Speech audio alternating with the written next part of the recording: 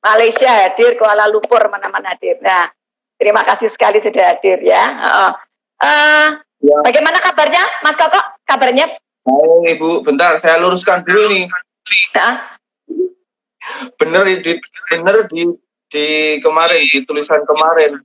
Jadi Soimah Koko itu jebolan. Jadi jebol, bukan lulusan.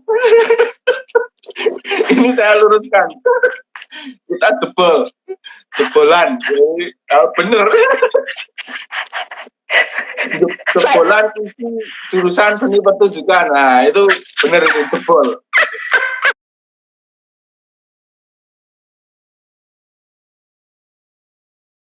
Loh, kok judulnya wangun nih yang judulnya wangun nih. Jebolan Institut Seni Indonesia, Fakultas Seni Pertunjukan. Wah, ini jebol bener. Ya, kita memang jebolan itu. Sebelum wayah lulus kita meluluskan diri. Makanya saya tidak bilang lulusan, tapi alumni. Nah, alumni ini orang alum, atau Mas? Alumni itu orang alum loh nih. Alumni. Alumni orang alum. Ya, itu istilahnya jebolan. Jadi gini Mas, kalau bahasa guyonnya, jebol baik, jebol. Durung nganti wisuda. Hasilnya kayak ngene, ya toh? Terkenal seluruh dunia. Gitu kan? Amin, kalau itu prosesnya juga panjang. Ya. Apa meneh ngono toh? Gitu. Apa meneh sing lulus kaya apa? Wong jebol dalan wae kaya ngene ra. Gitu. Cara berpikir pengen cerita dulu kapan saya ketemu Ibu, kapan saya kenal. Ya, bagus. Teman-teman yang dari live ini Mresani nonton, mungkin saya malah lebih dulu ketemu dengan Ibu itu daripada Soimah, daripada Ibu. Jadi saya kelas 3 SD, kelas 5, kelas 3 dan kelas 5 itu mengikuti wayang bocah. Jadi dulu dari kampungku banget, mau latihan itu harus naik bis karena transportasi dulu rebutan kalau saya rebutan antara dinggo ngeterke latihan anake atau dinggo jupuki gabah. Jadi punya mobil tapi pickup gitu, jadi rebutannya sama bapak. Kalau mobil dipakai untuk ngusungi gabah, ya saya ke Jogjanya harus ngebis. Nah itu tahun 9, saya masuk SD tahun piro ya? Pokoknya kelas 3 SD. 93 apa 94? 93 apa ya Bu? Sekitar itu mungkin. 87 masuk SD, 87, 89. Ya, sekitar tahun 90-an ya? 90-an lah. 90-an. Karena bis pertama di kampung saya tahun 89. Kelas 3 SD saya malah kenal Ibu karena Mas Tunes juga gabung di wayang bocah. Ya, betul. Terus, ya. Dengan panjangnya waktu, sekolah negeri nggak ketompo, negeri, sekolah umum nggak terima, masuklah SMKI. Tapi bukan pelarian itu karena punya basic tari, mungkin kayak gitu. Terus masuk SMKI. 3 tahun lulus, 99 saya lulus masuk Institut Seni Indonesia. Ya. Betul. Mata kuliah tari Sunda. Wah! Ya. Itu mulai ambiar itu, Bu. Itu tahun berapa, Mas? Tahun berapa tuh? Masuk kelas tari Sunda itu tahun berapa? Masuk kelas saya. Jenengan semester 1 atau semester 2 ya, Bu? Semester 2 biasanya. Tari Sunda itu semester 2. Saya masuk 99. Oh ya, 99. Oh ya. 2000 tahun 2000. Dapat mata kuliah dari Ibu itu tari Sunda. Dompak gitu. Dompak kalau tekan lobbying udah krungu itu.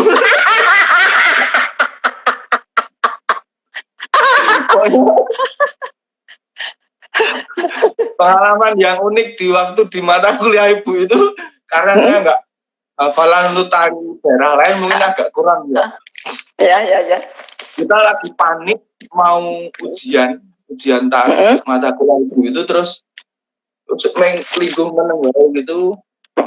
Lah kok mungkin ada yang sama itu ada salah satu seangkatan itu sopo lali jenenge yang kesurupan itu loh Bu.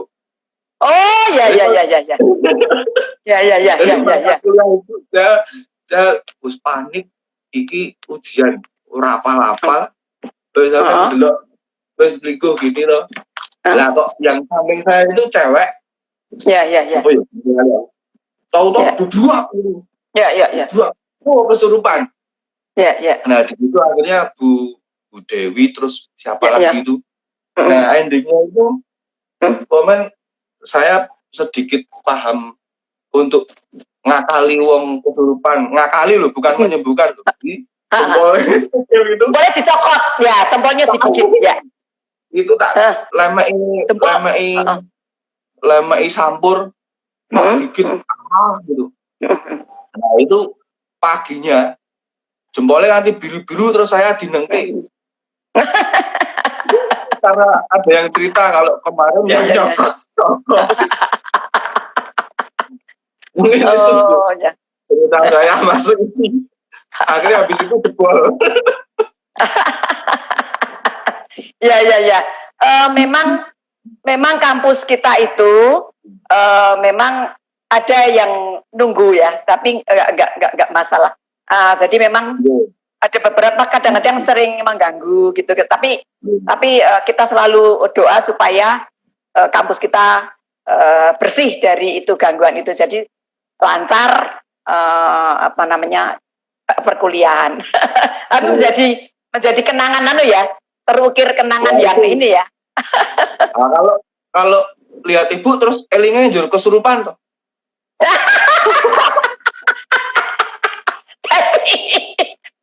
Malah kayak berola lembut. Seperti lihat. Aduh. Ya. Pakai nganggo rara apa ini? Iya, kita masih kemudian kalau dengan Soimah kan itu waktu saya dan Mbak Yati Pesek mendirikan itu ya, Kartini Mataram itu ya. Ya, Kartini Mataram. Itu mulai ketoprak itu terus kita lagi ya, kita jumpa lagi untuk Jeng Soimah tinggo ayu-ayu ya, untuk cantik-cantik di antara kaum beblek.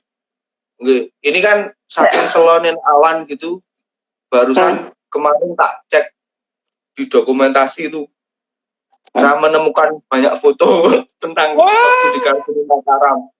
Saya bersyukur. Masih saya simpan rapat-rapat itu dokumentasi waktu Kartini Mataram. Jadi ada beberapa kali itu punya saya dokumentasi.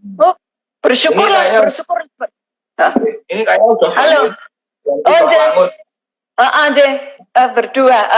Assalamualaikum warahmatullahi wabarakatuh. Waalaikumsalam warahmatullahi wabarakatuh. Mohon maaf, tadi saya udah bangun, terus kelekaran malah keturun lagi.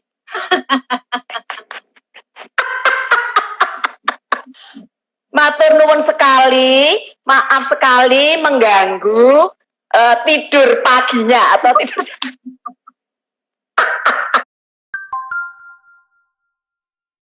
Bablasan untuk turun meleh. Iya.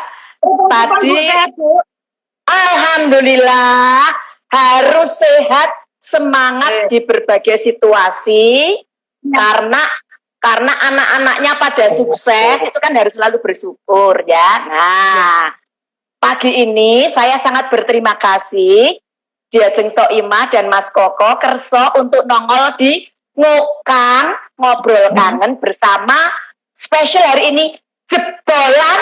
Nah, jebol. Brojolan. Jebolan tapi tidak bodol ya. Tapi sami-sami nggih matur nuwun bisa ngobrol kangen-kangenan gini sama dosen kita tercinta. Dosen tapi koyo konco, tapi yang angkat gitu tuh. Ya. Jadi meskipun kita berjauhan secara fisik tetapi selalu saling berdoa, dan saya juga monitor bagaimana perkembangan ada di Ajeng Soimah. Tadi bicara tentang ora trimo. Mas Koko ora trimo nek disebut lulusan. Awang aku ora lulus kok. Dituduh lulus. Nanti takutnya dikira ngaku-ngaku lulus. Ayo. Ora trimo, ora lulus kok dituduh lulus apa? Oh, aku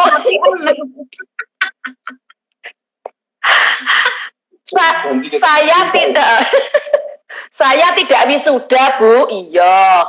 Wes sudah.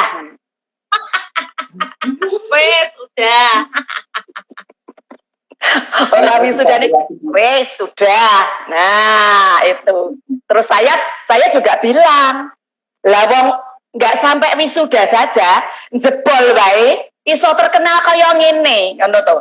Apa meneh sing wisuda? Lulus, betul. Makanya yang tidak lulus ini jangan ditiru. Kalau lulus kan apalagi lulus berarti bisa lebih bagus lagi. Makanya kalau bisa teman-teman adik-adik kita diselesaikan.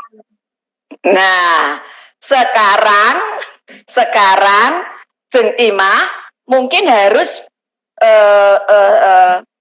berbagi, sampaikan manajemen hidup, strategi hidup, ya toh, dengan modal perjuangan di lapangan yang seperti apa, kegigihan seperti apa, memberi semangat pada anak-anak kita ini, baik yang berhenti di jalan maupun yang sedang studi. Kan penting sekali nih.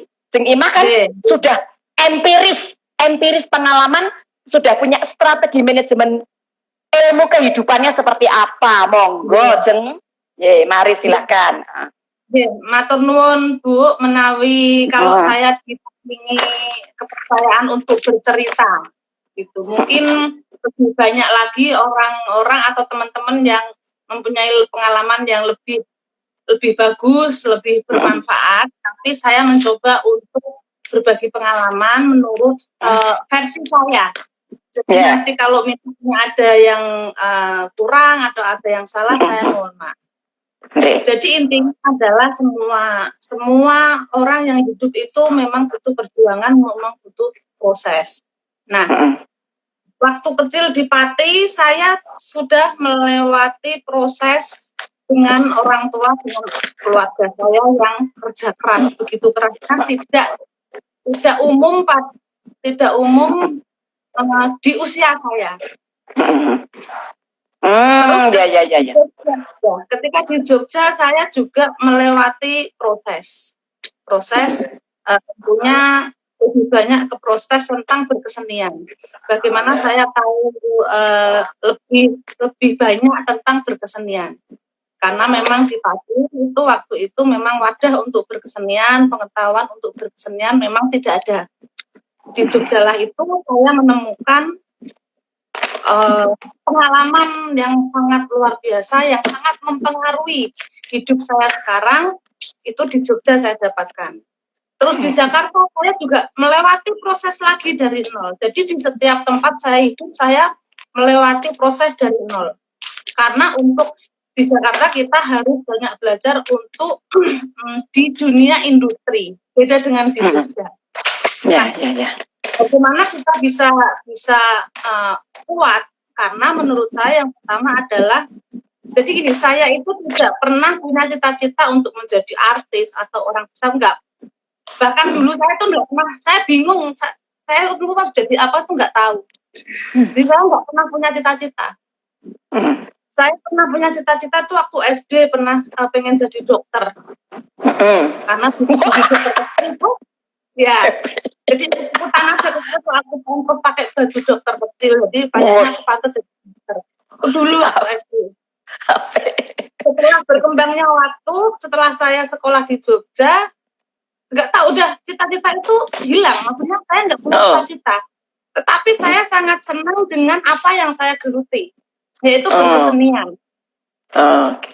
Berkesenian apapun, entah itu karawitan, entah itu tari, entah itu ketoprak, entah itu semua jenis kesenian.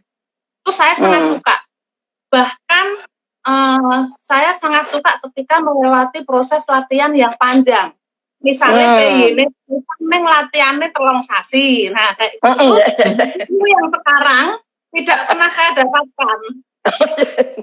Ya, kalau dulu ketika melakukan itu malah sambat, latihan terus pengen sama duitnya dulu. Ya.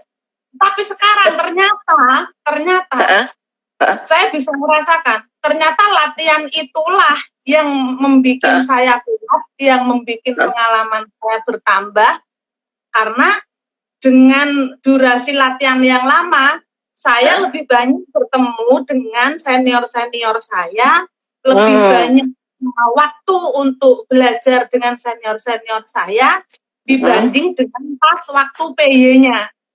Gitu. Ya, betul. Kursus singkat ya. Kursus. Ya. Kursus gratis. Ya. Itu namanya master class. Itu namanya master class ya. Betul. Ya. Walaupun waktu itu saya sambat ya. Latihan terus untuk duit padahal cuma sekali pas PY ini. Tetapi kan baru saya bisa merasakan latihan demi latihan, entah itu latihan ketoprak, entah itu latihan tari, entah itu latihan karawitan. Waktu itu banyak sambatan, tapi sekarang hasilnya saya bisa merasakan untuk hidup di dunia industri. Nah, makanya saya melakukan itu semua dari hati. Yang pertama dari hati, memang saya suka berkesenian, jadi saya nggak punya embel-embel apa-apa. Apa nggak ada sama sekali. Yang pertama memang saya suka. Yang kedua memang untuk cari duit. Orang pekerja seni seperti saya memang nyari duitnya ya di lewat dunia seni inilah. Makanya kita ibaratnya saya sampai sekarang pun sebenarnya juga pekerja seni, bukan artis. Karena saya sampai sekarang masih mau memposisikan gaya hidup sama pola hidup itu ya pekerja seni, bukan artis. Ya. Intinya adalah bagaimana mencintai apa yang kita lakukan setiap hari itu dari hati. Nah, kita nggak pernah tahu apakah itu nanti akan jadi rezeki buat kita, apakah itu akan nanti jadi masa depan buat kita. Tapi yang penting kalau bagi saya tidak mau terlalu muluk di depan. Saya nggak mau, karena begini kok nggak kecapean malah edan. Jadi saya betul. Ini semua adalah bonus dari apa yang saya kerjakan dulu, apa yang saya lakukan dulu. Saya anggap ini adalah bonus. Ya, betul. Saya masih ingat kita chatting di Facebook. Saya ada di Los Angeles, Jeng Soimah ada di Jakarta ya. Halo Bu, sebentar. Ini saya tutup dulu, saya akan ganti HP. Nanti Ibu panggil saya lagi ya, karena ini mau habis yang ini. Oke. Ya. Oke. Jadi nanti. Ya. Ganti HP. Oke. Nanti masuk lagi Jeng Imah. Oh ya. Oke. Maaf teman-teman, ini Jeng Soimah sedang mau ganti handphone karena baterainya ngedrop ya. Jadi terima kasih sekali, sudah hampir 600 orang, ini 555 yang datang ikut ngobrol. Terima kasih sekali. Nanti kita akan sambung ngobrol lagi bersama Jeng Soimah dan Mas Koko sebagai alumni, sebagai jebolan Fakultas Seni Pertunjukan ISI Yogyakarta yang akan berbagi semangat, berbagi strategi supaya hidup lebih sukses lagi ya. Terima kasih sekali. Sebentar lagi akan berganti handphone dan Jeng Soimah akan masuk lagi ngobrol bersama dengan kita. Maaf karena kesibukannya, maka tadi tidak sempat charge baterai ya. Terima kasih, ini dari Malaysia, dari mana-mana ini sudah pada hadir untuk menyapa Jeng Soimah dan Mas Koko ya, dari Sarawak, dari Malaysia, dari seluruh Indonesia, dari Pati, dari mana tadi? Semarang, dari mana-mana. Terima kasih. Dari Kanada tadi juga ada Nongol, ya, ada beberapa dosen jurusan Tari Isi Jogja, Jeng Eyin, Kadek Rai, ya, Kanada hadir ya, terima kasih. Sri Lanka sudah hadir belum ini? Ya, kita tunggu Jeng Soimah untuk masuk lagi, dan kita akan ngobrol bagaimana strategi meskipun tanpa selembar ijazah, Soimah bisa dan Koko bisa bertahan. Tapi pengalaman belajar apapun di Yogyakarta itu yang menjadi kunci kesuksesan ya, dan bisa belajar dengan yang senior ya. Kita masih menunggu ya. Siap Jeng Soimah masuk. Kita akan panggil ya.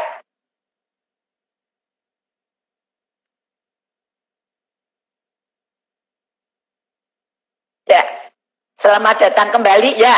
Selamat datang kembali ini ya. Monggo ya. Matur nuwun ya.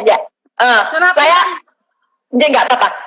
Saya lanjutkan. Saya masih ingat Jeng Soimah pertama kali ke Jakarta ya, masuk ke dunia industri dan harus berpikir sesuatu yang baru ya, beda dengan yang irama kehidupan berkesenian di Jogja.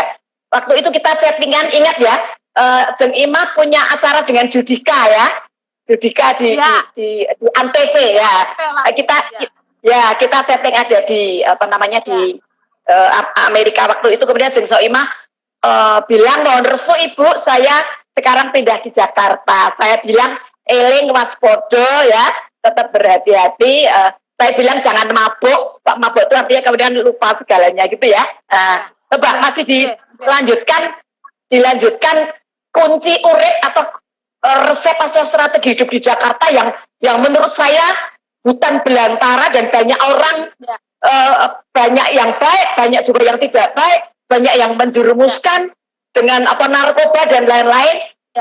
Harus benar-benar waspada. Ini bagaimana strategi Jeng Ima dan Mas Koko sebagai manajer, harus tetap bersih, harus tetap baik, bahwa ini adalah ibadah seni. Monggo Jeng Ima.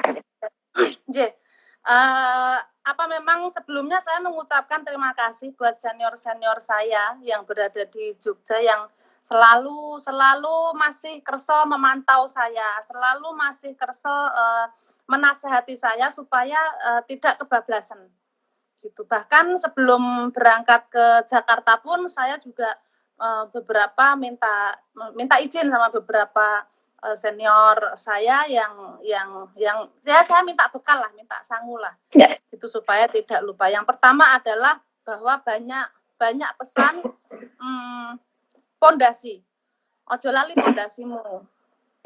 Jadi salah satu kata-kata yang dari waktu itu saya pernah minta pesan dari Romo Sindu, beliau berpesan bahwa kue entok nang endi-endi, kamu boleh kemana aja, kamu boleh terbang kemana aja, tetapi kamu jangan lupa sama pondasi rumahmu. Gitu. Jadi itu yang selalu saya ingat. Artinya saya bisa terbang kemana-mana, bebas sebenarnya, cuman saya harus kembali lagi ke pondasi, karena pondasi itulah yang membuat kamu bisa kemana-mana, gitu.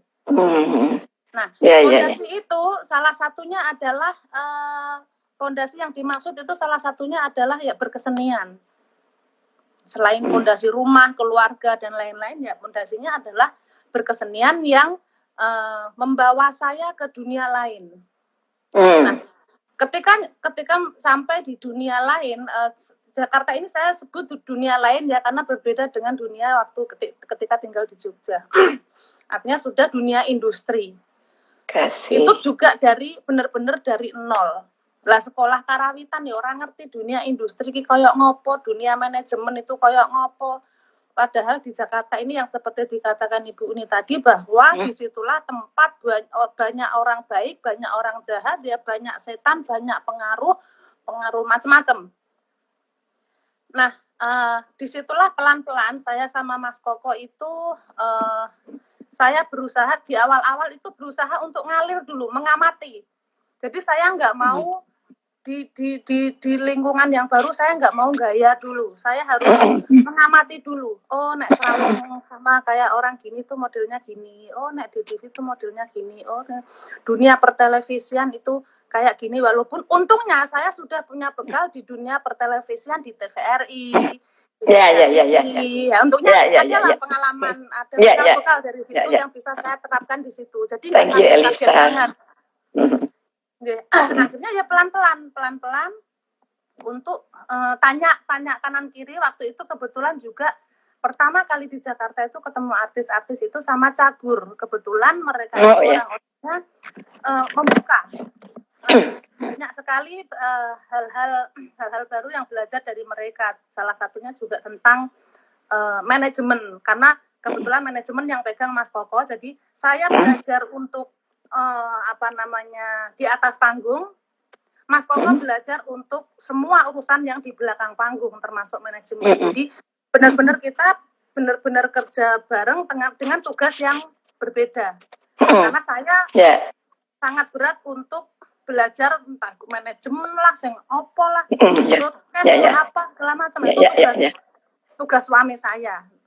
Gitu. Memang Tuhan itu sudah menjodohkan saya dengan orang yang paham dengan gitu-gitu. Jadi bersyukurlah gitu. Jadi nggak usah bayar manajer orang lain. Terus banyak sekali yang terus di awal-awal itu juga banyak sekali yang menyepelekan. Maksudnya karena mungkin apalagi waktu itu wong Jawa, wong sinden, itu banyak yang enggak, ya banyak seorang lirik gitu Bu, banyak nyepeleknya kan. Terutama artis perempuan sih ya, terutama itu artis perempuan. Kalau artis cowok sih banyak yang welcome lah, karena menurut mereka saya bukan pesaing. Tidak level ya, tidak level. Bukan saingannya dia. Tapi kebanyakan kan pesaingnya kan para wanita kan. Gitu. Tetapi di dalam hati sebenarnya saya sudah berontak. Tapi saya dengan cara tak ini dulu. Berontaknya adalah, loh, kelebihanmu tuh apa gitu. Saya ngomong dari hati, kelebihanmu tuh apa? Wong kamu bisanya cuma gitu doang. Saya ini loh, dalam hati tadi ya Bu. Saya kan bisa ini. Hanya saya belum menemukan cara. Akhirnya saya dan suami saya itu mengolah bagaimana ya caranya ini aktif. Terus tinggal nunggu kesempatan. Kalau sudah menemukan cara, tinggal nunggu kesempatan atau momen. Nah, ketika mendapatkan kesempatan, saya nggak mau menyanyiakan itu. Saya keluarkanlah jati diri saya. Sesuai dengan jurusan saya. Keluarkanlah dengan jurus sinden itu yang dikemas secara modern. Karena untuk di Jakarta waktu itu kalau dikemas secara sinden klasik itu mungkin waktu itu susah untuk diterima, apalagi di TV. Betul. Tidak sesuai dengan program yang segmented. Dikeluarkanlah itu dibarengi dengan hal-hal yang lain yang saya saya temukan di Jogja, entah itu dengan dipadu-padu sidik dengan tari, dipadu-padu sidik lebok-lebok kalau pas dagelan bosok-bosok ketoprak sik buat lucu-lucu, pas pengalaman dari Ibu juga, dari Pak Marwoto dan teman-teman yang lain. Terus dimasukkanlah, pernah ikut komunitas hip hop, dimasukkanlah ada hip hop, pernah komunitas akapela, pengalaman dari itu diselipkan. Semua pengalaman yang saya dapat dari Jogja saya selip-selipkan sedikit demi sedikit, nunggu momen dan kesempatan. Akhirnya momen itu sedikit demi sedikit terlihat, yang akhirnya saya dibilang sekarang bahwa artis serba bisa. Ya. Padahal jane ya ora. Ya enggak. Waktu ada di Jogja itu kan kayak digodok, yang secara finansial tidak punya, nggak selalu dikasih uang, tapi di situ kan ilmunya karo Juki, karo Pardiman ya, karo Bule Tini ya, sama kalau kita Mbak Yeti Pesek, Mbak Debro, saya semuanya itu kan itu kayak sedang belajar ya, sudah belajar terus kayak nggo sangu ya, seperti untuk bekal digowo ning Jakarta, dan itu punya brand image, istilahnya punya brand image, punya brand, punya citra sendiri, identitas artis kan harus punya identitas, dan itu dapat ya. Betul. Karena kalau di Jakarta ini kan ibaratnya saya berdua sama Mas Koko ini kan kayak wong ilang, Bu. Di negeri walaupun Jakarta Jogja naik pesawat cuma 1 jam, tetapi karena ini dunia baru bagi saya, jadi kita berdua tuh kayak wong hilang. Kalau di Jogja dulu kan, kalau kita main kan masih banyak pelindung-pelindung saya, masih banyak. Itu kan masih semua saudara lah ibaratnya lah. Kalau saya harus benar-benar berjuang sendiri. Pekewuh, wah saya nggak jadi orang di sini. Betul. Yang lain kayak gitu, masa saya akan pekewuh, nggak bisa. Ini kita harus sadar bahwa ini dunia industri, harus punya keberanian. Nah, keberanian itu tidak cukup kalau tidak diimbangi dengan pondasi-pondasi yang saya punya tadi, bekal-bekal yang saya punya tadi. Makanya saya di sini selalu berpesan bahwa kalian jangan pernah ke Jakarta kalau tidak punya bekal, tidak punya senjata yang kuat. Karena Jakarta mau jadi gembel, mau ngebak-ngebak. Gitu. Jadi kalau misalnya nanggung, jadi ya wes bagaimana memperkuat di daerahmu saja. Tapi kalau misalnya kamu punya keberanian, punya tekad, punya kira-kira, kadang-kadang kita bisa mengukur dengan kemampuan kita sendiri. Kira-kira nek kemampuanku kayak gini, nek urip nang Jakarta kira-kira jalan nggak, itu harus sebenarnya kita bisa ngukur sendiri. Jangan punya niat tapi masih ragu-ragu, masih bimbang, masih tidak bisa mengukur kemampuan kita. Kira-kira senjata saya ini kuat nggak untuk melawan, untuk perang di sana gitu. Ya, bagus. Terus tadi sampai mana ya saya, Bu? Nah, akhirnya saya membuktikan itu sedikit demi sedikit, senjata saya keluarkan. Akhirnya mata semua orang itu melek melihat saya. Nah, yang unik adalah ketika saya memakai kebaya sinden tapi dengan gaya yang pecicilan. Nah, itu yang di Jakarta untuk di dunia industri itu waktu itu belum ada. Artinya menurut mereka ini sesuatu yang baru di Indonesia, di dunia industri, di dunia pertelevisian. Walaupun di Jogja itu mungkin sudah saya lakukan, udah biasa.